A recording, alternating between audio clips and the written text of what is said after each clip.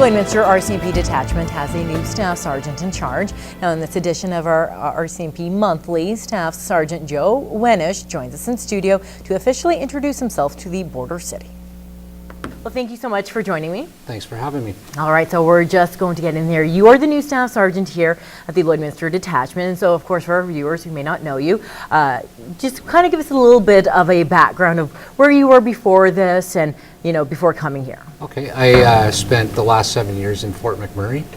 And prior to that, all my service has been in Alberta. I started out in High Prairie, went to Lake Louise, Strathmore, then Fort McMurray. I went to Fort McMurray for a promotion, worked up to staff sergeant there, and then transferred down here to become the new operations NCO. How many years have you been in the RCMP? 19. 19 years, Yes. Wow.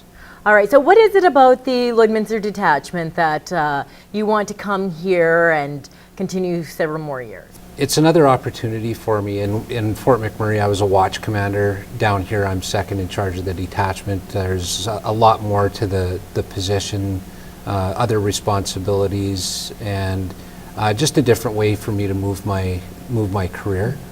I'm right now currently sitting in the acting officer in charge role.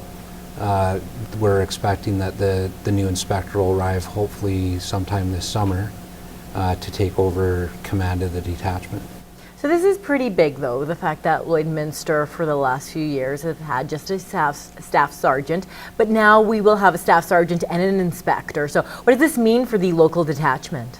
It means that we're growing. We're getting a lot more people here. New positions are hopefully going to creep up, and that's why it was moved to an inspector's detachment, just because of the number of people and the supervision that's required. We're moving into a new building that's also going to be very difficult to manage. I'm going to be focusing some of my duties, I'm sure, on making the transition into the new building and making sure that business still gets done on the streets.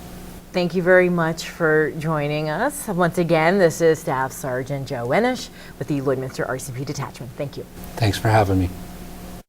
Well, it's Monday again, and that means it's time to look back in retrospect this week from the archives. In this installment, Brian Hardy brings us a story from the dawn of the internet generation. But first, we visit a rural Renaissance man.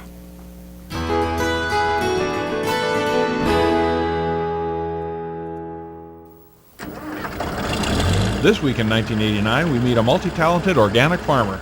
Buck Marsh is an idea man. One of Marsh's biggest ideas was organic farming. He realized that if he was going to make a go of it, some things had to change. With being concerned with the soils, and I don't like being ripped off. I'll make things that cost me more in time-wise than what dollar-wise, but just to beat the system, I guess.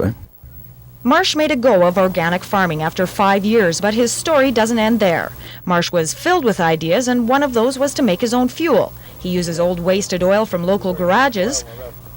All in all, his fuel costs him at most 9 cents a liter to make. He uses his fuel for his own personal use and has no plans to expand. But that doesn't mean Marsh is out of ideas. Far from it. Now I'm going to have to study refrigeration, I guess, because I don't know nothing about it. Karina Fairbrother, Broadcast Center News. It's May 2000 and the internet is showing us a world of possibilities. He started out as a hobby musician, but today Don Ray is a local computer analyst. Ray is involved in a technologically advanced animation project. The project itself is a parody of the Star Trek The Next Generation series. There is another element that makes this project intriguing. 2 of Ray's partners live in Australia, while one lives in the U.S. In this day and age, we can communicate right across the planet without too much effort or energy, and it's just a fantastic thing to have such a facility available. Rochelle Chandria, NewsHour. Join us next time for some borderline tile laying. I'm Brian Hardy for Retrospect, this week from the archives.